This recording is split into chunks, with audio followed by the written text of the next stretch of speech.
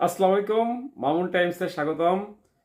এবার সেই ঐতিহাসিক পাগলা মসজিদে একটা রেকর্ড হয়েছে। দান বক্সে পেয়ে গেছে 8,21,00,000 টাকা। সেটার উপর ভিত্তি করে আমাদের সময় পত্রিকায় একটা প্রতিবেদন করছে। দেখুন কি লিখছে। পত্রিকাটির হেডিং হলো, এবার পাগলা মসজিদে রেকর্ড মিলল 8,21,00,000 টাকা। ভিতরে কি লিখছে দেখুন।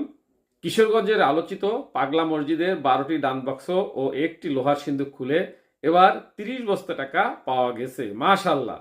সেখানে 8,21,34,304 টাকা পাওয়া যায়। সাবাস। টাকা গণনা কাজের সমন্বয়ক রূপালী ব্যাংক কিশোরগঞ্জ প্রধান শাখার সহকারী জেনারেল ম্যানেজার মোহাম্মদ রফিকুল ইসলাম এ তথ্য নিশ্চিত করছেন। আলহামদুলিল্লাহ। এর আগে এত পরিমাণ টাকা বস্তা আর কখনো পাওয়া যায়নি। 3 মাস 14 দিন পর শনিবার সকাল 7টায় এই দান বক্সগুলো খোলা হয়েছে। জেলা প্রশাসক ও পাগলা মসজিদ পরিচালনা কমিটির সভাপতি ফৌজিয়া খান ও পুলিশ সুপার মোহাম্মদ হাসান চৌধুরীর উপস্থিতিতে দান বক্সগুলো খোলা হয়। এছাড়াও এই সময় বিপুল সংখ্যক সেনাবাহিনী, পুলিশ ও আনসার সদস্য উপস্থিত ছিলেন।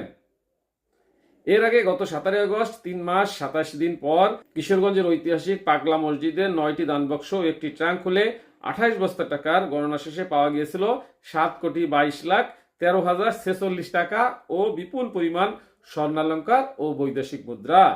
গত 20 এপ্রিল পাগলা মসজিদের 9টি দানবাক্সে 7,78,67,537 টাকা পাওয়া গেছে। এছাড়া বৈদেশিক মুদ্রা ও স্বর্ণালঙ্কার পাওয়া গেছে। 18.5 ঘন্টায় 220 জনের বেশি লোক এ টাকা গণনায় অংশ নেন। গত বছর 9 ডিসেম্বর পাগলা মসজিদের 9টি দান বক্সে রেকর্ড 6,32,51,423 টাকা পাওয়া গিয়েছিল। 15.5 ঘন্টায় 220 জনের বেশি লোক এ টাকায় গণনায় অংশ নেন।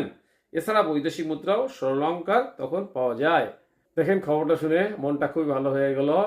মসজিদের উন্নয়নের জন্য মানুষ কত টাকা, কোটি কোটি টাকা দান করতেছে। সাথে থাকার জন্য ধন্যবাদ। আসসালামু আলাইকুম।